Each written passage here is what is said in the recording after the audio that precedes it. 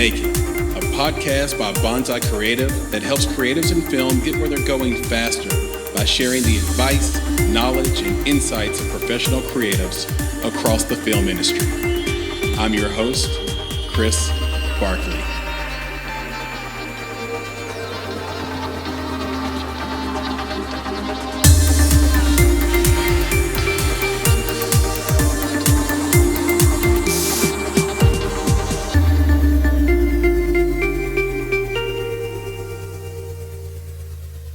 Hi, everybody. I am Nick Frangione, director, producer, writer. You might know my film Buck Run, and I'm currently working on my next film called Our Summer in Soyang. Nick Frangione, welcome to the Make It podcast. Thank you. Thank you for having me. Anytime. And as we are recording this, we have newly taken the leap bravely into 2022. Oh my God. Yes. And there's been a lot of descriptors of 21. One of the most common is, where did it go? It went by really fast for a lot of people. I would include myself in that group, but I would love to start, since you are our first interview of 2022. Oh, cool. What a blessing. Yeah. I would love to start just by asking you how your 21 went. How would you describe it? 2021 was wild. It was great. It was it was sort of the culmination of several years of work since making Buck Run, where a lot of different ideas, business ideas, creative ideas, finally came together and actually materialized into something that we can actually do. Whereas before there were years in between Buck Run and 2021 where there was a lot of struggle and trying to figure out how we were going to make the ideas that we had, Nancy, my fiance, and my producing partner and I had, make those ideas actually work and make a living at this. Yeah, I watched Buck Run. It came out in 19. Oh, cool. Right? Yeah. That was when we premiered at Palm Springs. We're definitely going to talk about Buck Run. I have a lot of questions around that. Cool. Great work. I just have to say that you have a beautiful eye for telling a story. It's the thing that doesn't show up in film school, which is, as a director, how are you going to tell the story? Are you going to be esoteric like Terrence Malick? Are you going to be, how are you going to be? Yeah. And I have to say, I liked your eye, and we'll talk more about that in a second. But I want to go back a little bit before that, maybe a bit before that. Who was young Nick? Who was young Nick? And most importantly, was there a moment that sticks out to you where you said, I'm going to try for filmmaking instead of for dance, which is, you were brought up around dance with your mother. Yes. Yeah. I never actually, dance was something that scared the hell out of me. My mom told me that I should become a dancer. She's actually, what she said to me was, she was like, if you want to have relationships, if you want to get girls, you should learn how to dance. And I was terrified. And I went to some of her classes, but I felt like such a ragamuffin. I never had the dancer, clothes, which I could have gotten. So I went to a few classes, but I never learned. What I did end up doing was a lot of acting. So young Nick was really an actor. And I thought that I would make a living as an actor. I thought that was going to be my thing. Yeah. And I was doing a lot of that in a lot of indie films. That was sort of that's where I came from. And I was just kind of a ragamuffin, bohemian kid in San Francisco. That was where I really started. Yeah, because you made that drive out to San Francisco when you were 18 years old. Yes. And we'll talk about that down the line in a moment.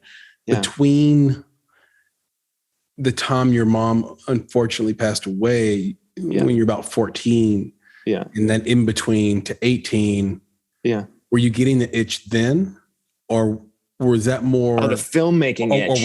Or were you more sort of insular at that moment and it all hit you like a ton of bricks? I had no idea. I mean, I grew up in a small town. When I looked at movies, all I saw was what was on the screen. So I didn't even think about filmmaking. I thought about filmmaking. That time between when my mother passed away and when I drove to San Francisco was just really awful. But I didn't think about filming until I was in San Francisco, and a San Francisco filmmaker that I became friends with was like, if you want to act, you should just make your own stuff. Yeah. Because, no one's going to cast you. And especially in San Francisco, he's like, there's no movies up here. So, you should make stuff. It's going to be really hard. It's going to be really hard to get cast. And I was like, oh, okay. So I started making things, and he was like, yeah, you should direct it and you should write it and you should edit it. And I just found it to be a more all-encompassing experience directing a film. Yeah, people have taken that path. It seems to work for some folks.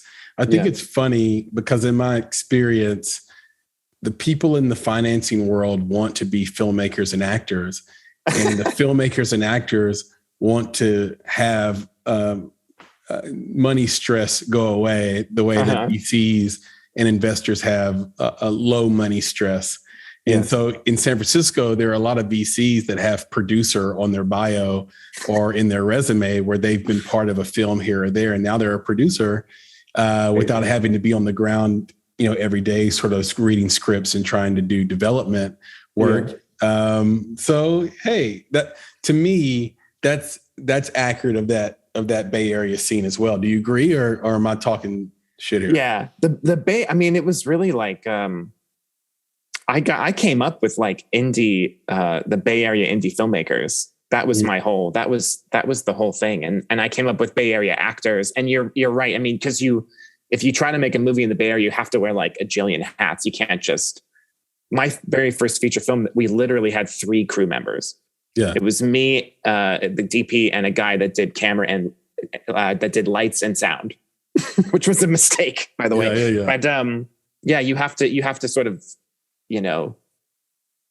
wear multiple hats, and there's a big blend. How did you get the opportunity to direct Roxy in 14?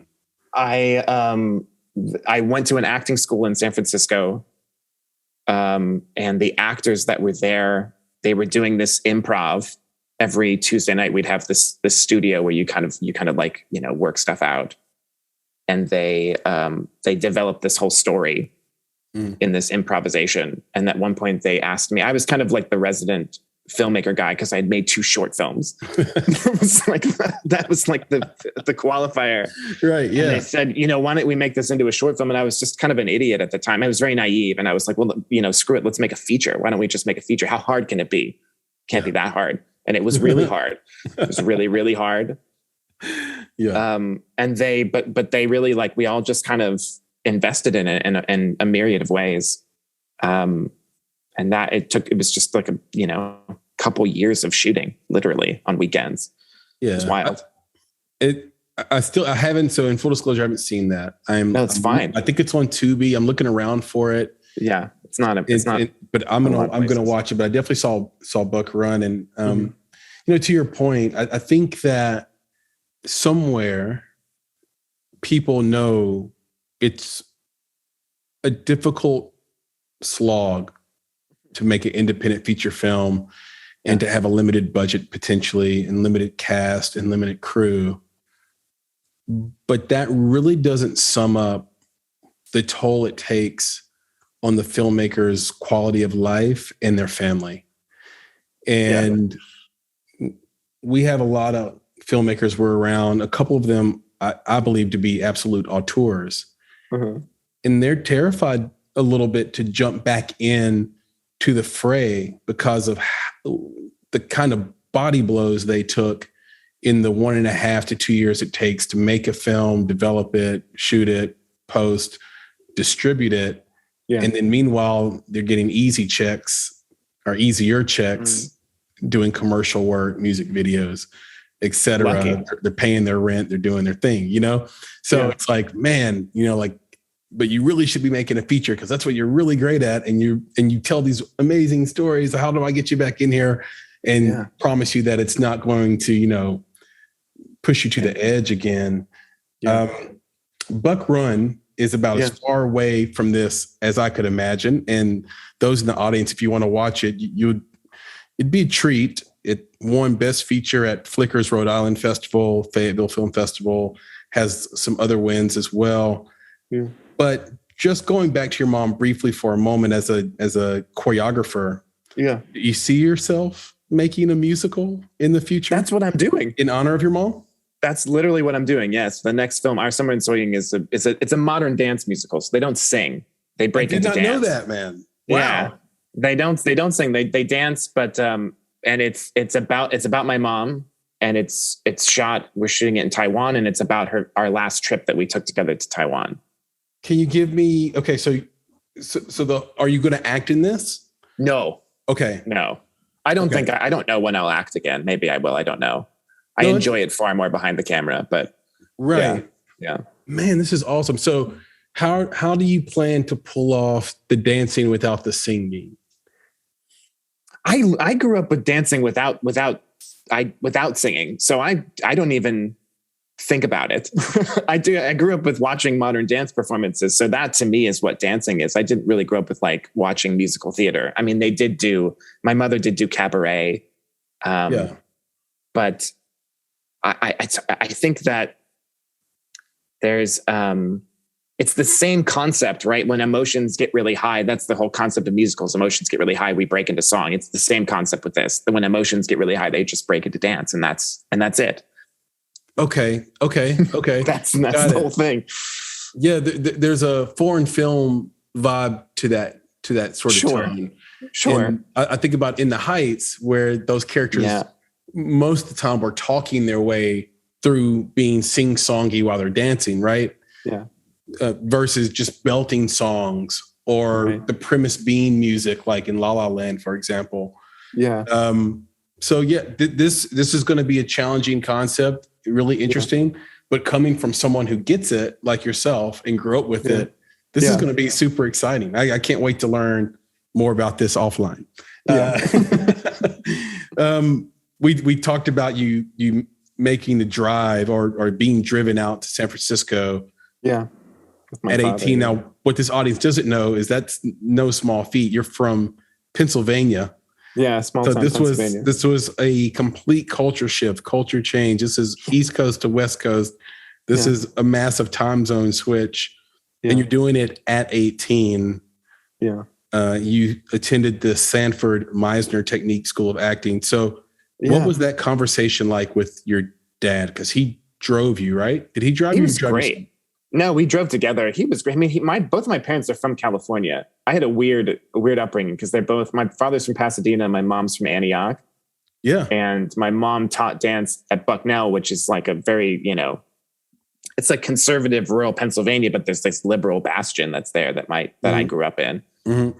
So they were fine. I mean, my at that point it was just my father, but I think my mother assumed I would leave before she passed away. But my father was like, yeah, let's go to San Francisco. Why not?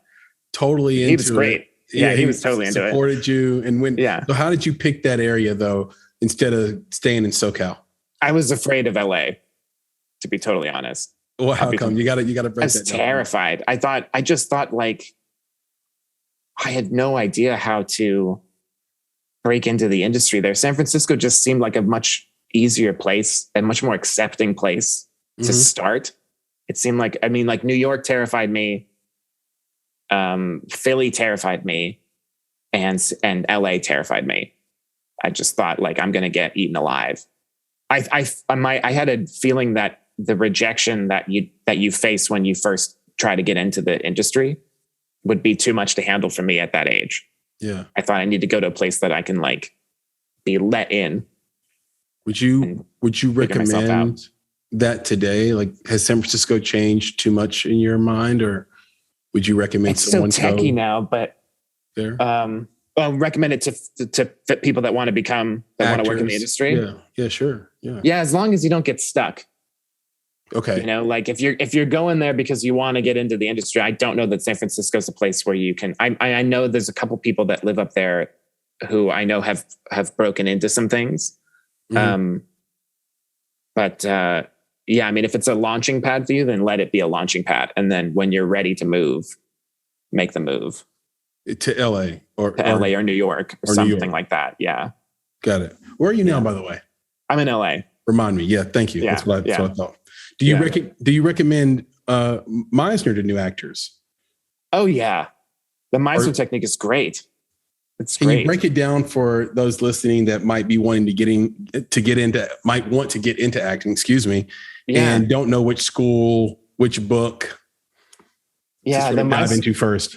The Meisner technique is, it's great. It trains you to be like moment to moment. That's the whole first half of it's a 2-year program. And you really just, you get trained how to be in the moment and not be in your head.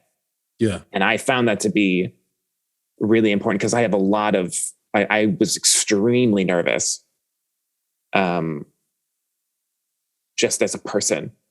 I was extremely, I mean, you can tell that from me saying that I didn't want to move to LA right away because it freaked me out. Yeah. I was really nervous as a person. So to act on stage or like in front of a camera was really terrifying. But if I could just be with that other person, I don't have to think about that problem.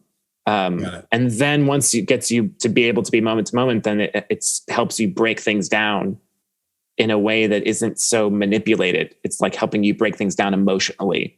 So like, it's not like a beat, but they break things down into doings. I know a lot of actors will break things down into beats, or you learn that. Yeah. They'll break it down into a doing. So if I'm like right now, what I'm doing is explaining something, and you just now you qualify, you put that into every line. What am I doing in this line? So now not only am I in the moment, but I'm doing something with my line. I'm taking action with my line. So it has purpose behind it. At the very least, it has something behind it. So is it pro improv? I feel like if you improv with the Meisner technique, it's because it's about so much about repetition. Okay. And I don't think people really talk like that. Yeah. So I think people do improv with the Meisner technique, but I don't think it really works. I don't think it leads anywhere. I think it's it can be very it can be a lot of repetition, and it's weird. Yeah, we have a past guest, Matt Williams, who's an actor and just did a lead role. And one of the things he layered on top of his sort of study was I believe he took 6 months worth of improv classes at Third Coast Comedy. Oh, great. And just to see what that was like. I don't know if he was good. I don't know if there is a good. I guess good is just how fast is your retort and how funny is it. Yeah. But as an actor, I don't know how it necessarily helps you unless, you have the freedom from the director to do it, to push those limits. Right. Right. Yeah. That's Maybe, true. I don't know. Yeah. I think it's fascinating to me. I could talk about that part of it all day. So you're up in the Bay Area, you're learning how to act, and then suddenly something snaps and hits you.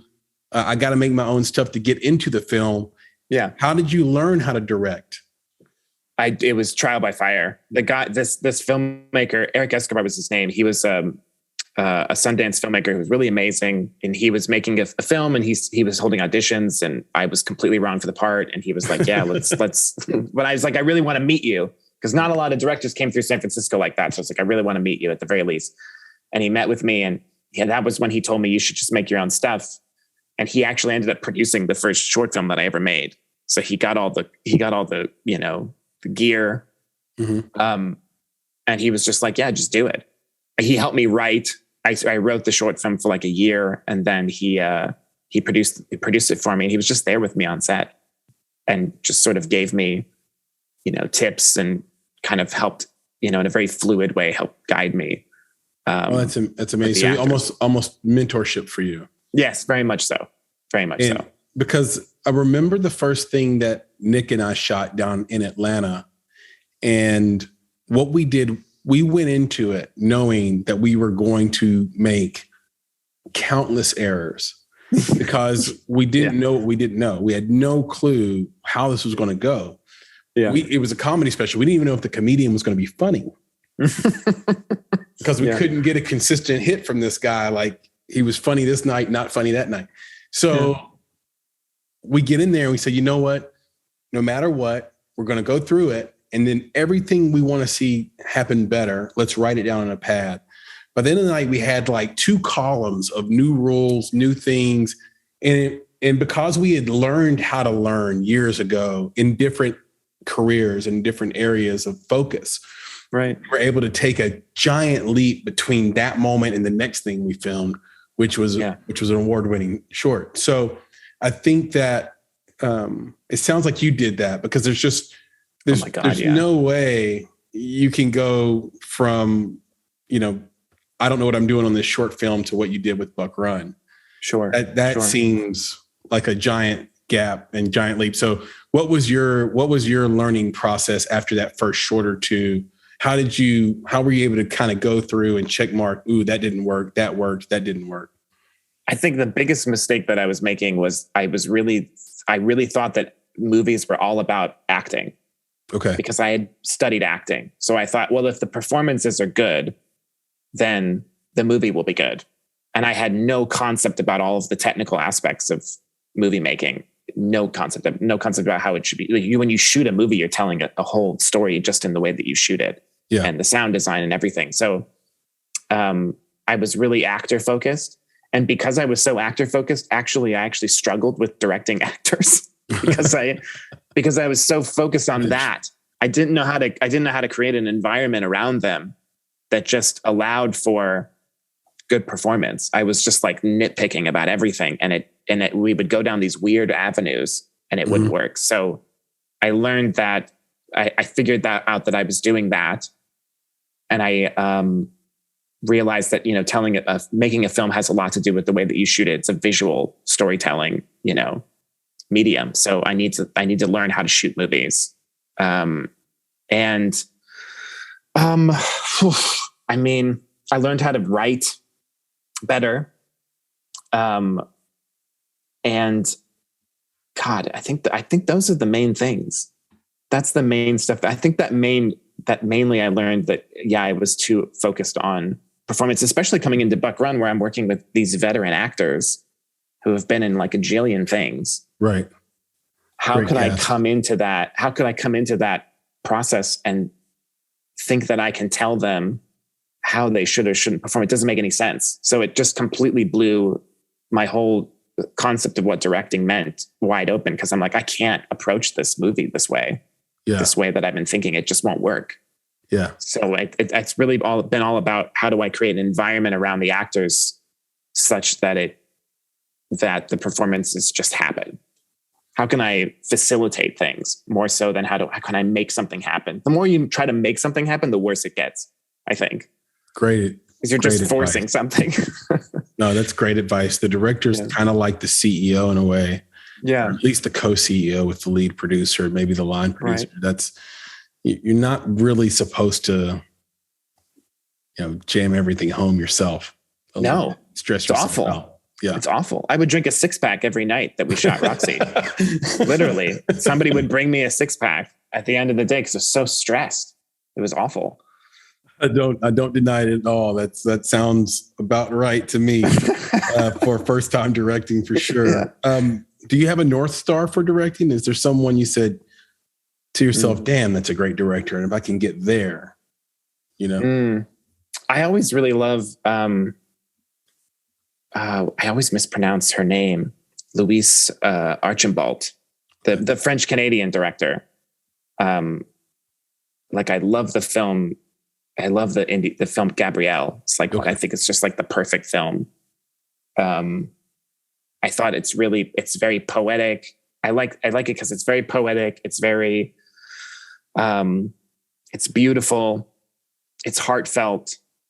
It's authentic, but it's not like super raw and realistic just for the purposes of being raw and realistic. It has a sense of magic to it. So is that based on a book? I don't know. I have no idea if it was or not. I can't put my finger on. I'll research it. I'll have our crack team over here look up that film and find out if that is in fact the case.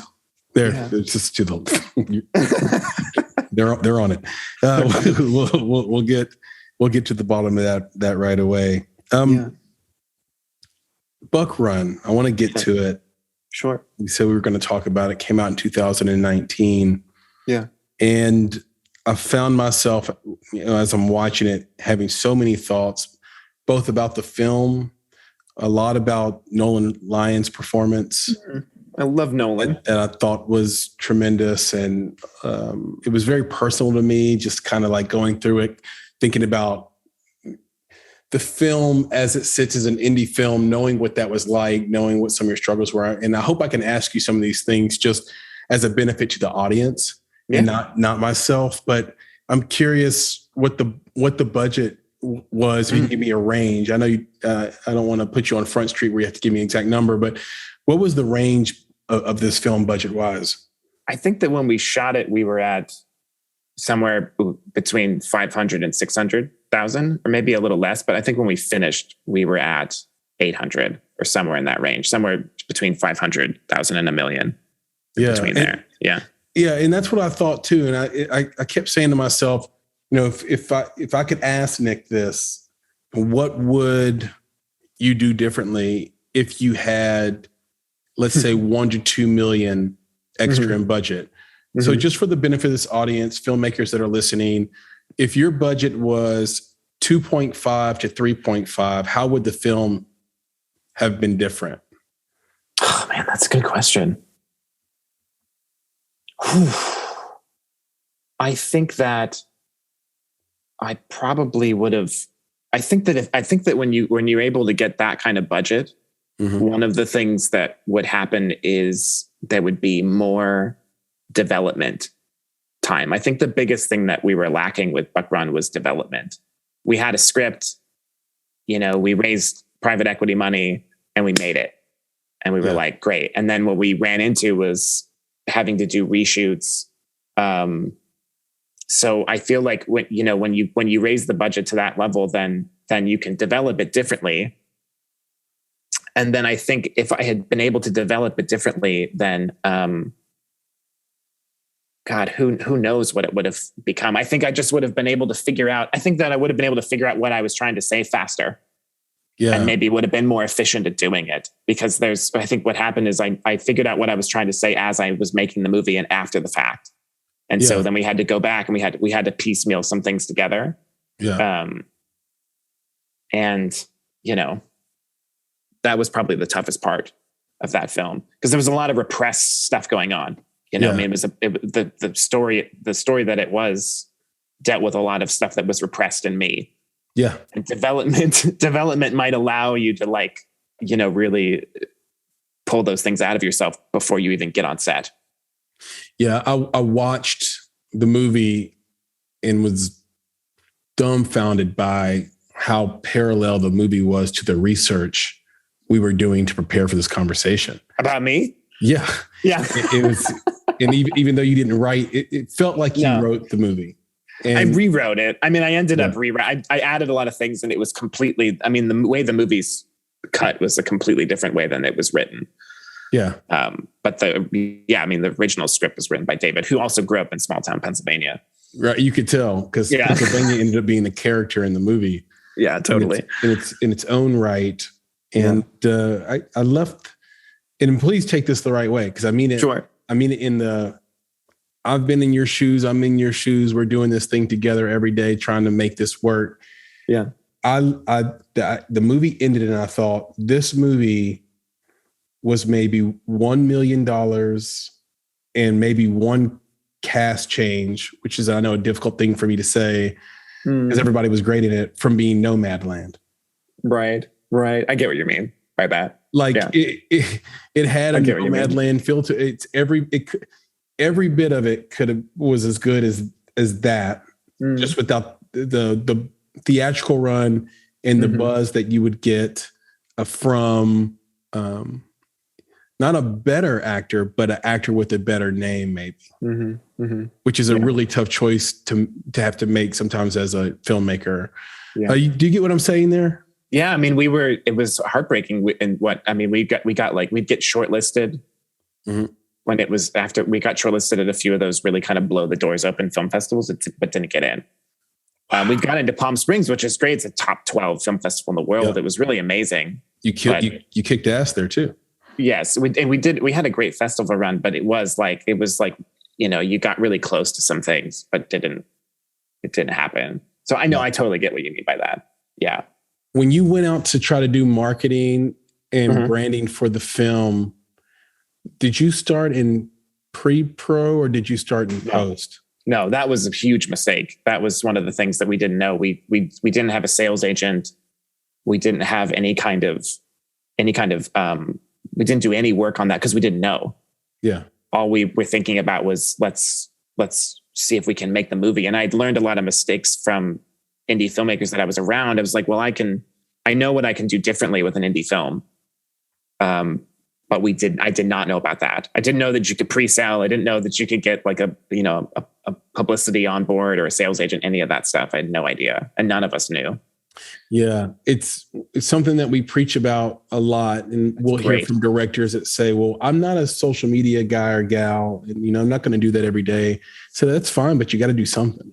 Yeah. And we got to put some sort of strategy together, because when you try to do this in post with everything else that happens in post, it's going to be too late, and you're going to be out of money. You're not going to have contingency. There's not even a line item for marketing on the whole budget. So you can get yourself into some big trouble as a filmmaker. You can jam yourself up. Yeah. Because somebody has to know that you made this movie so that they can go, watch it. What social media site, if any, that you used gave you the most bang for your buck? Probably Facebook with this movie. Yep. I think because it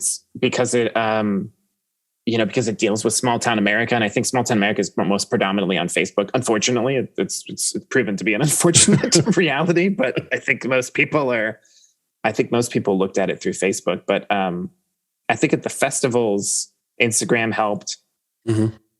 I just never, you're like you say, like I never got into Twitter. I still haven't. So we were predominantly using those two, but I think Facebook was the biggest at that time too. I think it's shifted over this last couple of years. Yeah. People's attention with Facebook or desire to be on it. I think Facebook's got to be the right place for your audience for that particular film. Yeah. Whereas it's very clearly TikTok for Our Summer in Soying. I've heard that now. And TikTok gets more eyes than YouTube, which is an astonishing thing to say. More videos are uploaded to YouTube daily than one can watch in their entire lifetime. I believe that was the stat that I read. Yeah. So it's almost mind-boggling. It's like trying to conceptualize in your mind the gravitational pull of a black hole. You just can't do it without kind of driving yourself a little nutty and feeling like you're in a simulation. Yeah. Speaking of a simulation, Facebook has turned into Meta now, and they're going to do the metaverse. And I just read that someone bought some real estate in the metaverse for $2.1 million. And so they're going to have this business, I think, there where they're going to be able to sell like badges and different things for your avatar through the virtual business. This is a really mind-boggling thing. Yeah. So it started making me think, how much would it cost to buy a billboard for your movie in a virtual space? Oh. As a form of marketing in the next 10 years, 2 years even. Right. Like that's an interesting play. And this is coming from, my background being sort of this brand and marketing strategist for films. Yeah. Imagine if you've ever played sort of Grand Theft Auto GTA and these buses drive by and cars drive by. And then when it drives by, it has your film name on it and your branding, but you have to pay for that. Right. Sure. Yeah. So you go back to, your accountant and the producer say, yeah, I spent 20 grand on marketing in the metaverse. I'm like, what? That's it. I don't really understand what the metaverse is. But that's an interesting. It's a virtual world, Nick. It's a world. Yeah. Yeah. And it gets a lot of eyeballs, as it turns out. Right. So my guess is that in 5 years, if you bought an ad there, probably 100 million people might see it. Right. That's a lot of bang for your buck as well. Yeah. So anyway, I'm spitballing here. No, that's great. Back to you. Sure. This the thing I went through all these reviews of Buck Run, and so many of them glowing, some great articles. Some folks asking about the ending, the final scene of Buck Run, where you sort of have Nolan Lyons, again, great performance by that young man. And he just kind of is looking up at his father. Yeah. And I'm curious what you were trying to get out of Nolan in that. He sort of subtly changes his expression, but not very much. You linger on him for a second, and then we cut to black. Yeah. What was your intent with the ending there? The whole idea with the ending was, because I think that it happens a lot with movies. When you have a movie like this, and this dawned on me later, this is something that I was ignorant about with films like this, where it's a kind of a trope where you have a teen boy trying to overcome something with either his father or with a bully. Yeah. This has happened a lot with indie films. And usually what happens is that the boy either finally defeats his father physically, or he defeats the bully, or he gets in a fight with the bully and he loses, but he at least stands up for himself. It's sort of this machismo. It feels like a kind of machismo thing. And I just didn't have that experience. Somebody I knew in recent years told me that it's really unfortunate that I never got punched as a kid growing up, because he's like, you don't know how to become a man if you don't get punched, which I thought, is that really what qualifies us to become adults? Especially if you're a man, do you become a man by doing something violent or by having something violent happen to you? So really more what I was trying to say with the film was that he becomes an adult by way of acceptance. He accepts something. He finally sits down with his dad. He eats the deer meat that he doesn't really want, but he does it. And he just accepts his dad for who he is. Right. Because you can't really defeat your parents. Your parents are your parents. Yeah. No matter how messed up they are. Yeah. They already had you. You already lost. If you're trying to beat your parents, they had you, they raised you, it's done. You're an adult now and you accept them. It doesn't mean that you condone or like what they do or get along with them even, but you accept who they are. So that was the whole point, was acceptance. That's beautifully put. And it makes me think about the reason why there isn't any person that can be sort of Jesus-like or God-like, because in those books, in those tales, stories, gospel, however you want to say it, Jesus, God, whoever is able to love unconditionally, but the parent and child relationship precludes you from loving someone the way you love your child unconditionally. So it's impossible. It's the limitation we have as individuals, as men. I can never love you, Nick, as much as I love you. I can never love you like I love my 3 kids. And so therefore I can't love you unconditionally. But I can love you strong, but I just can't love you unconditionally. And I think the parents and kids need to, and I think this is kind of a nice little segue into my next question, but I think parents and kids need to understand that they're all they really have in the world in terms of unconditional love. The love trumps other types of love that are out there, and it does it naturally. Can't beat your parents is a great line, Nick. So you can't win. It's perfectly over. Put. And I think it works vice versa as well. You lost. Your kid can do something treacherous and you'll be the first in line to make 100 excuses for him or her. Right. Say, no, you don't really know so-and-so. I know that she chopped the heads off of 3 people. That's not really her. I grew up with her every day. So, that's parents and kids for you. Speaking of those reviews I read, in almost every interview you did, every review I read, you spoke about, or they talked about the parallels of the storyline between Buck Run and your own life, and how you basically are the Nolan Lyons character, and you're having to deal with accepting who your father is after your mom passes. What impact did the movie have on your own father when he saw it?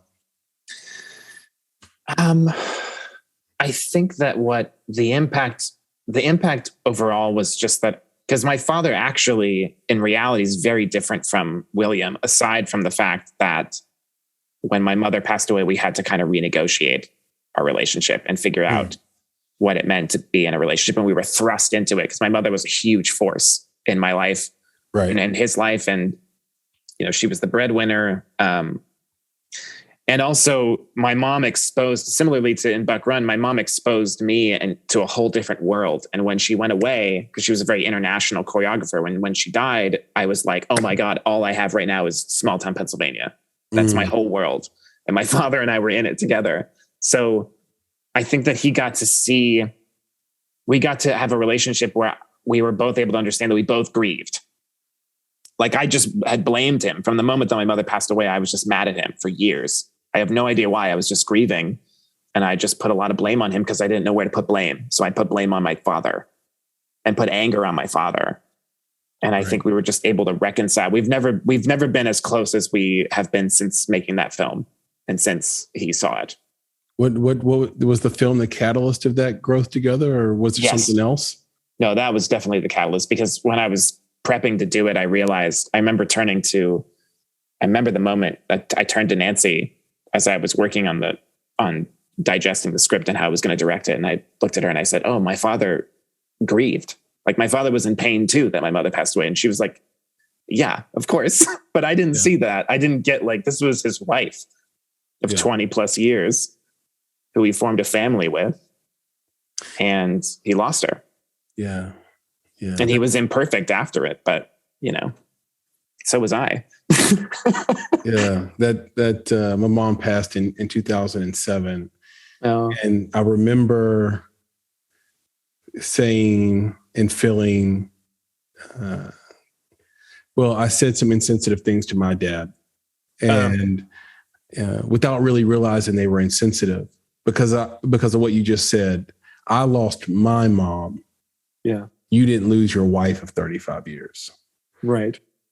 And it took me a while to kind of understand that balance. I was a tough person to be around, and I didn't like to grieve outwardly. So I cried alone at night in the bed, but was steely faced, during the day. My dad couldn't do that, right? He's outwardly grieving. So it was, it was a tough time. That reminded me of that, though. We grieve as if we're the only one grieving, and then I don't know why we do that. Around us close. I don't know why we do that. It's silly. Maybe it's just maybe it's the only way you can do it or something. I have no idea. I don't think you get a lot of practice grieving. That's why. Like, you just do it one time, and it's like, oh, well, that's my. I don't want to handle this. How do I do this? You just don't know. You just don't know what you don't know about it. So thank you so much for that. That was great. Brought up some interesting memories for me as well. Sure. By the way, for the audience's sake, when Nick says Nancy, he means Nancy Degnan. Yes, your fiance, but also your producing partner. We're going to talk about her a little bit later in just a few moments. But now. It's time for the speed round. Oh, God. And we have some speed round questions for you. And I'll start with the one we ask almost of everyone. Yeah. Because the answers are so interesting and diverse. What are the two best pieces of advice you've received so far in your career, and who did they come from? Yeah, there's two things come to mind, right? There's one, David Barker, who edited Buck Run. So an acclaimed, amazing editor and filmmaker himself. Yes. He told me when we were editing the film, he said, people don't come to see movies to see perfection. They come to have an experience, which I thought was really brilliant. And I've held on to that because you get so obsessed with, like, if only I had more money, or if only this, you really want, especially in editing, you're like, this scene has to be perfect and that scene has to be perfect. And you miss that the sum of is greater than the, I can't remember the phrase, but you want the whole to be better than the just the parts. Right. The sum is greater than its parts. Yep. Yes. If you focus on what is the experience that the audience is having versus how do I make every moment of this movie perfect, it's gonna be an easier. At the very least, you're gonna have an easier time, but you're probably gonna make a better film because no film is perfect. It's not a perfect art form. So yeah. And then I remember James LeGros, who plays William. this very veteran actor. I was Tremendous. sitting with him afterwards. We were at a cafe on Beechwood in LA, and we came to him and we were like, oh, we need to do some ADR for the movie. And he said to me, he was like, making the movie, when you make it, especially an indie movie in particular, when you make an indie movie, it's like climbing Mount Everest. Mm-hmm. And when you finish the movie, it's like you've gotten to the summit, you've gotten to the peak, but now you got to get back down the mountain to Kilimanjaro without dying. You got to survive the descent. Yeah. You're not done yet. And that was like, because I felt done. Yeah. I really did. When we shot the movie, I was like, great. We did. I had no idea what was to come in the next like year of post-production, et cetera. That's something we always talk about in our indie talks, is this idea that when we engage initially with a filmmaker, they're pitching hard, and the film and the thing they've written is their baby. They've worked on it for 2 or 3 years. Usually it might be the only thing they ever get to shoot. And when it's over, they'll just give their baby to anybody because they're exhausted. It's done. Please take it. Please take my baby. Please do something with it. I'm done with this. Yeah. So it's an exhausting thing to get to the summit. You see the sky up there. The air is a little bit thinner. You see the whole world for what it is. You take it in, take a deep breath, and you start going back down. And it's just critical that you have the juice that you planned to come back down, right? A lot of times the plan was to get to the top, to get to the summit. And then you didn't actually pack enough energy bars and protein shakes to get down. Yeah. So that's... You end up like Jack Nicholson at the end of The Shining, like frozen. Exactly. On the mountainside. What are the biggest creative and business mistakes you see newcomers making?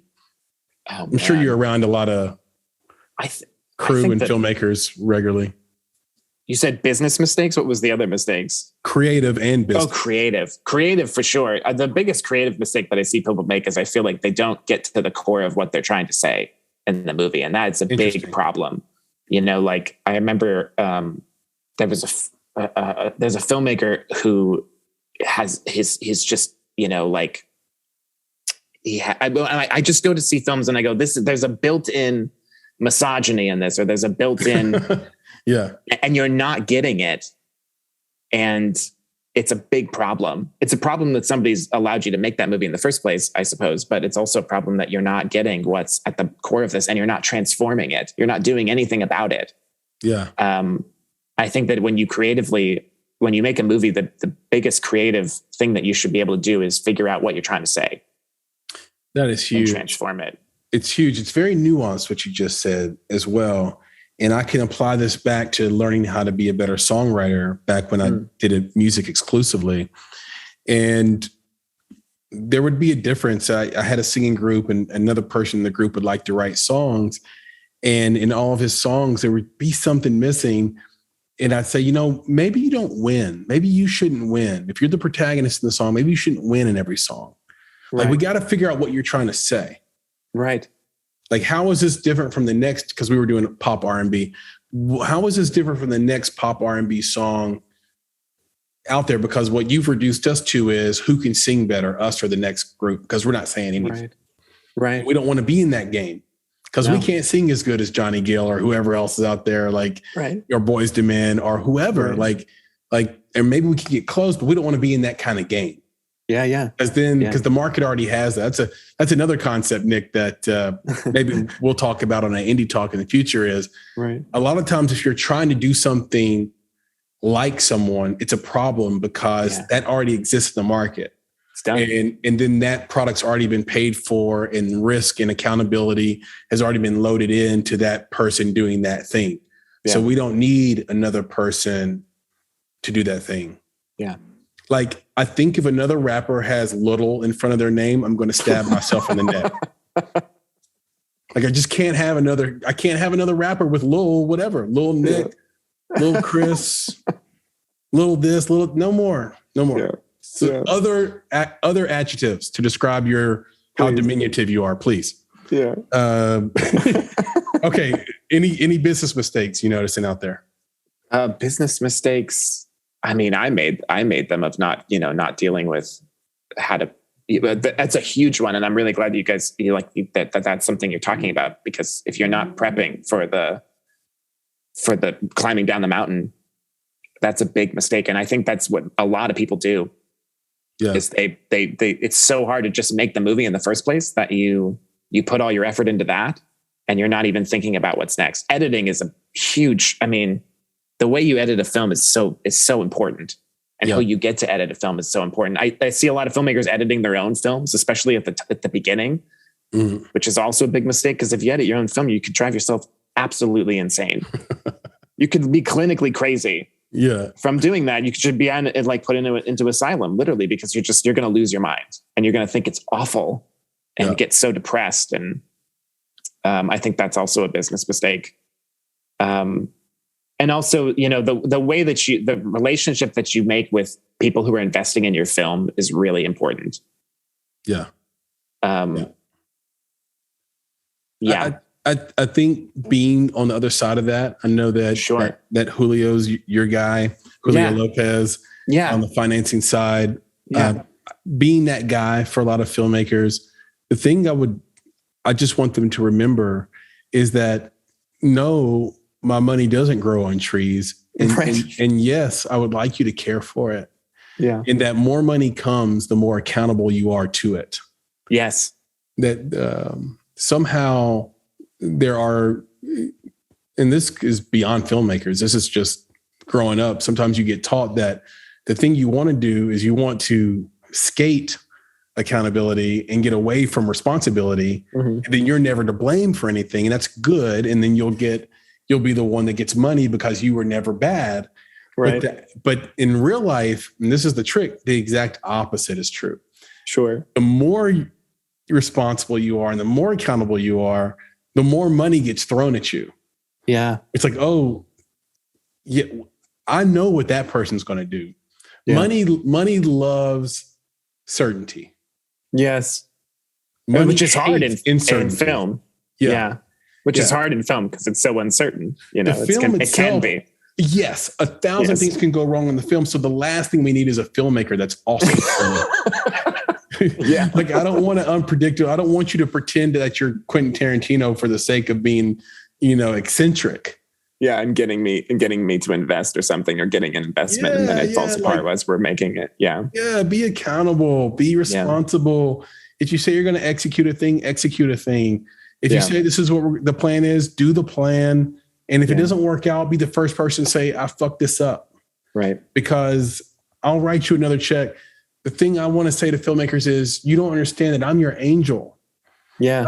I'm literally your angel. I gave you more money than your dad gave you, than your mom, than your sister, than I am the person that's got your back in this world, financially at least.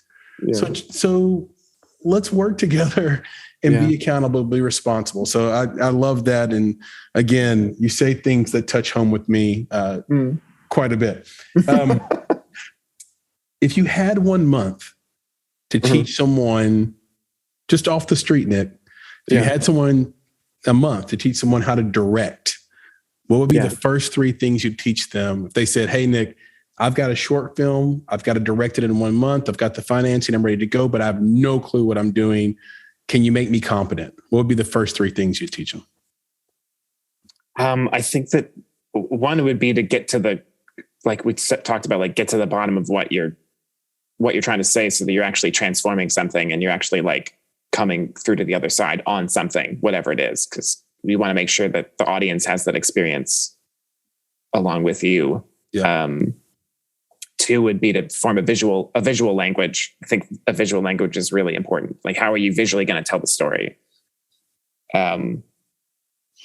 Study films, find a language that works for you, put a bunch of pieces together, however you want to do it, storyboards, take stills from movies, which is very time consuming though. So that might take a month in and of itself to do. Well, it's a short film. So I think maybe we can pull it off. And the third thing is really about creating the environment where you can have, you want to cast great people, or you want to cast great actors, bring on great crew, and provide an environment for them where they can be great. That's your whole job. All right. For those listening at let home, them be great.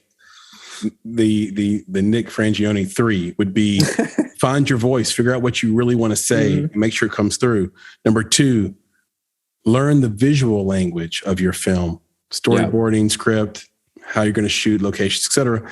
3rd, build the environment.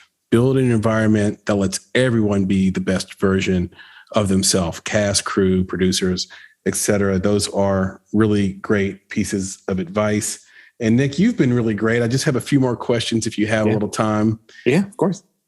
You said, or you've been quoted as saying, my greatest enemy has often been myself, my fears, doubts, and resentments.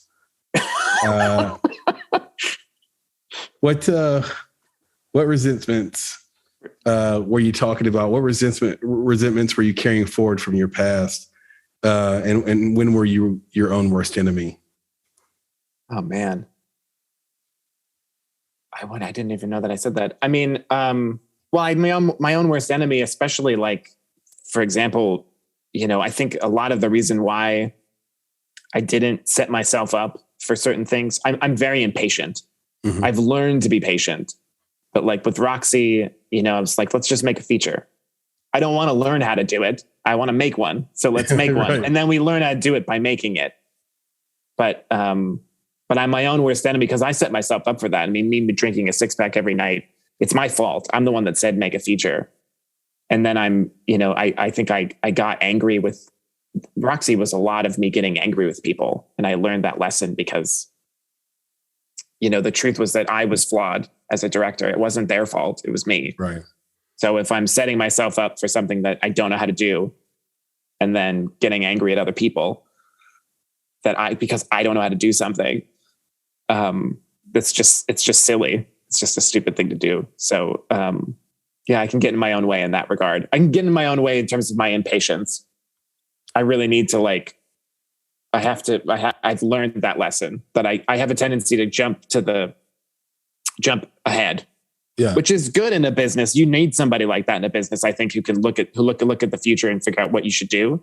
But there's all this stuff in between that you got to do, and that stuff's important too.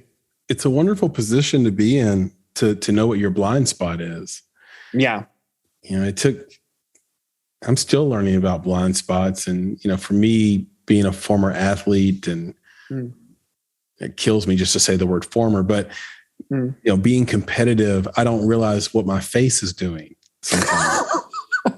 So I'll say the words and then I'll say, what was the big deal with that? And they're like, no, you were being a dick. And I'm like, wait, was my face dicky? And they will say, well, yeah, your face was really dicky in that moment. And I'm like, oh, I didn't know I was making a dick face.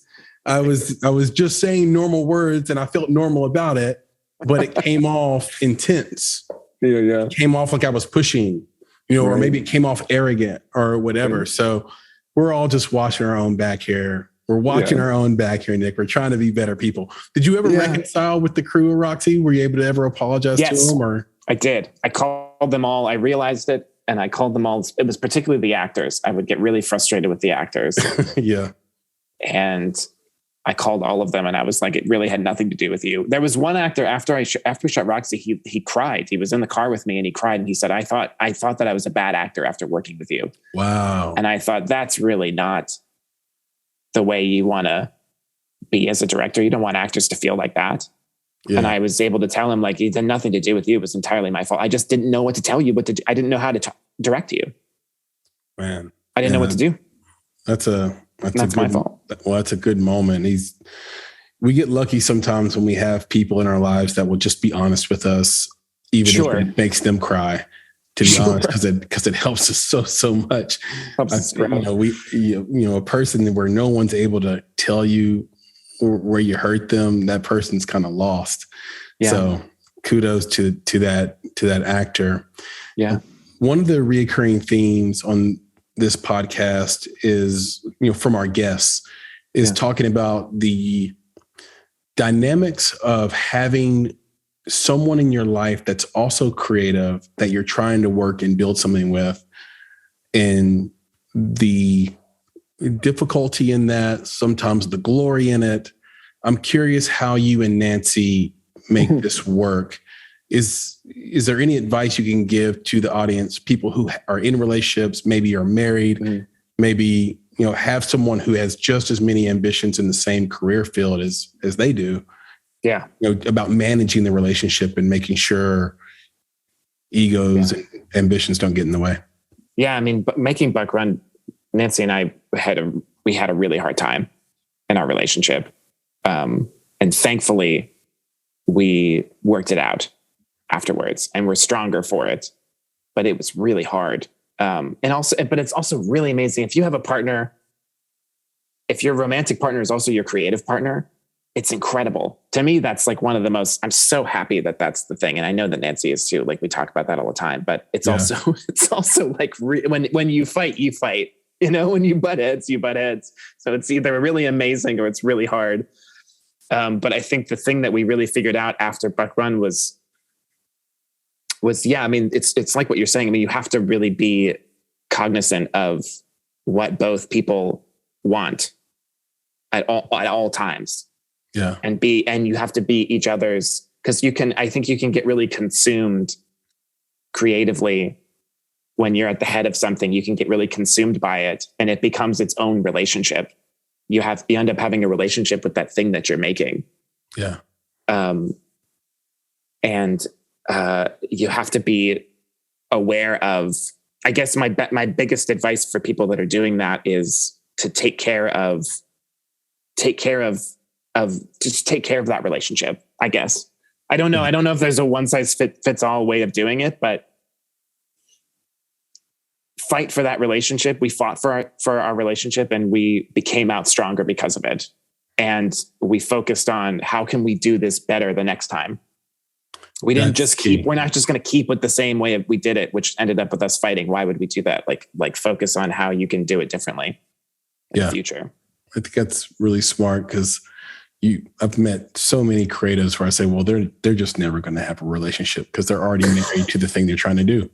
Oh, right. Yeah. And there's no space for anyone else. Right. And they've gotten too comfortable. They're 35 now. It's like, just keep going. It's not going to work your out. Relationship. That's going to be your relationship for the rest of your life. Yeah. That's it. And then other people just figure it out like yourself. You're a man of wonderful taste. And as we mentioned at the top of this conversation, we are at the beginning of a new horizon. Yes. 2022. Yeah. And that means Oscar season is just around the corner. Sure. Can you give me your best 3 films of 2021? Oh man. See, I always do this. I never stay up with the times. It's like music, like I always listen, I'll find a song and I'll tell Nancy like, oh my God, this is an amazing song. She's like, that's a song from 10 years ago. I always do this. I'm still playing Blonde from Frank Ocean, and that came out in 2016. Like I play it like it came out yesterday. I am trying to even be aware of what's happening right now. And like, can you remind me of what's out and what's going on? And I've seen it or not. I'll tell you the best movie I saw this year. Yeah. Was Come On, Come On. I haven't seen it. Joaquin Phoenix. And I forget the kid's name, but the kid, Gloria, the kid is unbelievable. Then I found out this damn kid has a British accent. I'm like, he's British. I was blown away. He played an American kid. He's going to get you. Now, in fairness, I haven't seen Spencer yet. Okay. And I know that's getting a lot of buzz. But for me, I think the movie that sticks out to me the most is Come On, Come On. The Humans was really good. I love the way Richard Linklater was great in it. I love the way that I said Richard Linklater. That's not the right Richard.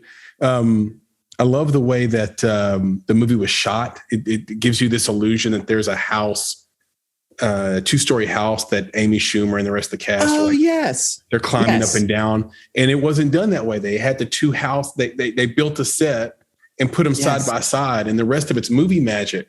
Right. Making you think they're going up and down these steps into these different levels, and they really just built 2 or 3 levels side by side. And it's a one set movie that's so hard to pull off.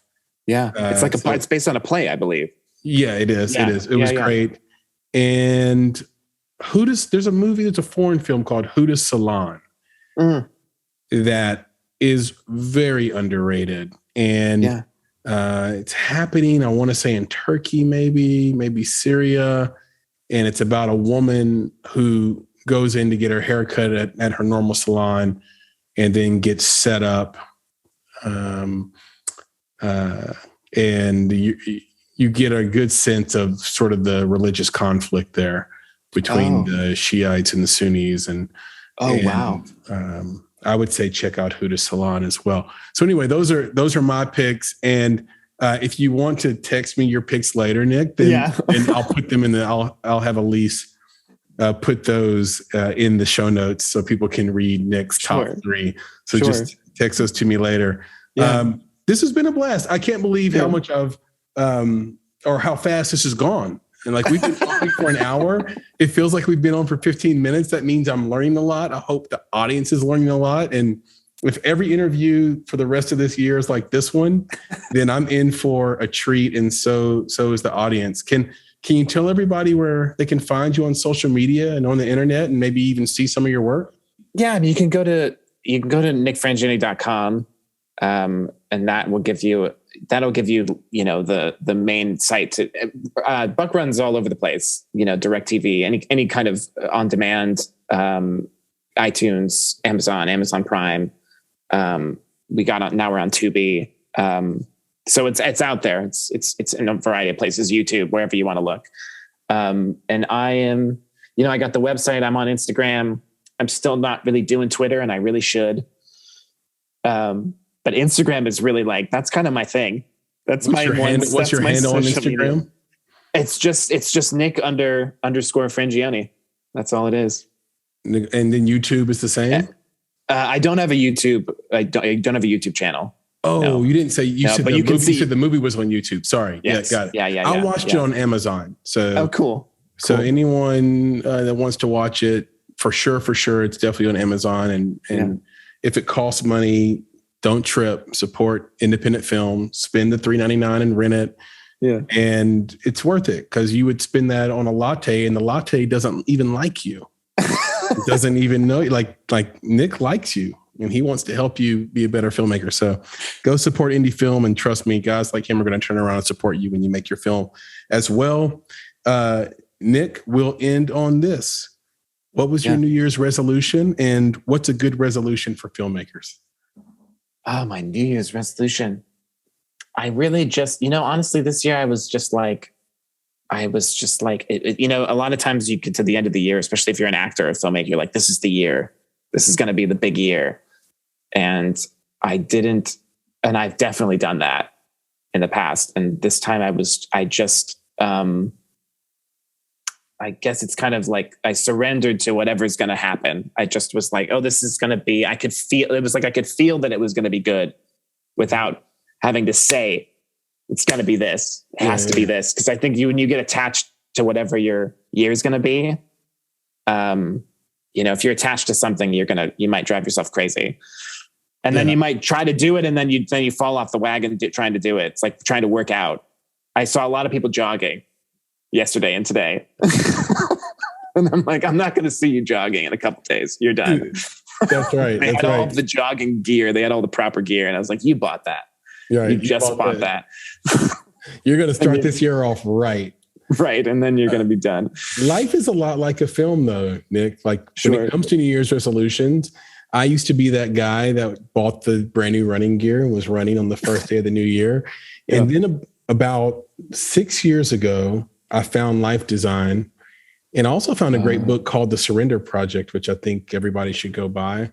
It's really great. But the life design thing was huge because it was like the development process for filmmaking. Yeah. Except you were doing it for your life. So what you do is you sit down with this piece of paper and you write down who are the 5 people you want to be around the most. What are the 5 things you love doing the most? Can any of those 5 things make you money? If yes, move forward. If no, go backwards, kind of thing. How often do you want to work out? How often do you want to watch TV or read? When do you want to wake up in the morning? When do you want to go to sleep at night? You write all this stuff down. It's critical to write it down. Yeah. Because if you didn't write it down, it's not a plan. It didn't really happen. It's got to get out of your head and into the conscious space, into the dark matter. Yeah. And once you write a plan down, then you're very unlikely to backslide on your jogging routine, because now you have planned that you will run every day at 7 a.m. to 7:30 a.m. at this location. Yeah. So the whole thing's done for you. Now you just have to get off your ass and go do it. Which is hard enough, but it's really hard and nearly impossible if there's no plan. Yeah. If you have no plan to do it and don't know how you're going to do it, and you haven't created an infrastructure for yourself so that you can do it. Some guys and gals are so busy with their kids and their husbands and their wives, et cetera, they actually have to break out the space to do it. Yeah. So when they try to do it in the new year, they're off work, they're out of school, so it's easy. And then their regular life takes over and they're like, okay, I missed this day. It's no big deal. But then they miss 2, 3, 4 in a row, and then it's over. Yeah. So go plan it out. And I like what you said. Just surrender as well. Yeah. Surrender to these expectations that other people have. Figure out what you want to do, and then plan and do the pre-pro and the development of your life accordingly. Yeah. Film works in mysterious ways, I would just say. So sometimes you have to surrender to some things and find your flow. Find your flow, surrender to some things. It's a great place to end this conversation and perfectly on tone with who you are. Brother, this has been a blast. And I just can't thank you enough for jumping on and doing this. Yeah, thank you for having me. This is great. And thank you for doing this for Filmmakers. Hey, we're going to keep doing it for Filmmakers. We have a big year in front of us. And so stay tuned, keep your ear to the ground, and we'll be in touch with you soon, of course, as well. Best of luck in everything that you do. You and Nancy and Julio together. Hopefully we can work together in the future. But until next time, take care. Take care. Good. Bye. Peace. You've been listening to the Make It podcast. To find out more information about this week's topics, including links to relevant blog posts, projects, and indie creatives, please visit our website at www.bonsai.film. If you haven't already, you can join our podcast community on Apple Podcasts or the podcast app of your choice by searching for Make It Bonsai Creative, and the show will pop right up. You now have the opportunity to support the production of this podcast. If you love Make It and are a true fan of what we're trying to accomplish in the indie film community, please visit www.bonsai.film and click Contribute. Contributions start at only $5 monthly. You can follow us on Instagram and Twitter at _Bonsai Creative, and on Facebook by searching for Bonsai Creative. You can provide feedback to us via email at contact@bonsai.film, and you can follow me, Chris, on Twitter at Flaming Your Heart. That's FLAMEINURHEART. And of course, if you're looking to take a big step towards your filmmaking success, go to www.bonsai.film and click on Services to explore a variety of offerings, from keynotes and panels to pitch readiness assessments and so much more. You have everything to gain. Until next time, be better, be creative, be engaged, and thank you for listening.